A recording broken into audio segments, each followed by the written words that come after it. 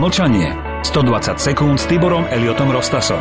Václav Havel v apríli 1999 v interviu v Le Monde, ktoré obehalo celý svet svojim absurdným zvratom humanitárne bombardovanie, posvetil propagandu zločineckých síl sveta, čo vtrhli aj do Srbska. Václav Dvořák vo svojom filme Ulúpená krajina dokumentuje pozadie vojny v Kosove, kde teroristické skupiny kosovsko-albánskej UČK vyvražďovali Srbov. Podrobne dokumentuje aj udalosti v obci Račak, ktoré sa kvôli zámerným mediálnym dezinformáciám stali dôvodom pre vojenský zásah. Žiadna vojna nemôže byť humanitárna a tak aj táto, podobne ako všetky ostatné, bola iba lúpežným ťažením.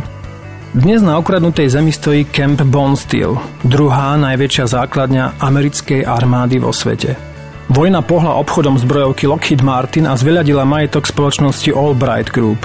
Tá patrí bývalej ministerke zahraničných vecí Madeleine Albrightovej, ktorá tam so svojím obľúbencom a hlavou kosovskej mafie Hašim Tačim, teraz predsedom kosovskej vlády, spravila výhodný obchod v oblasti telekomunikačných služieb. Za napadnutím, pri ktorom bola zničená infraštruktúra srbská a tisíce civilistov zahynulo v dôsledku zakázaných zbraní, akými sú kazetové bomby alebo munícia s ochudobneným uránom, stálo rozhodnutie Pentagonu rozbiť túto krajinu a dosiahnuť svoje ciele pri kontrole Balkánu. Po 50 rokoch od druhej svetovej vojny tak Spojené štáty bez mandátu OSN rozduchali vojnovú páhrebu, do ktorej Slovensko bez schválenia v Národnej rade Slovenskej republiky vtiahli politici ako Kukan, Dzurinda alebo Šebej, ktorý prehlásil: akcie NATO sú humanitné akcie. Nie je pravda, že vyháňanie a vytláčanie kosovských Albáncov z územia začali útoky NATO.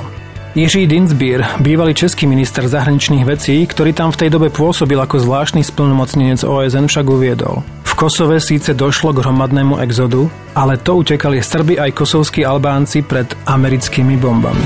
Mlčanie. 120 sekúnd s Tiborom Eliotom Rostasom. Pondelok až piatok po 18:00. Viac na www.radioviva.sk.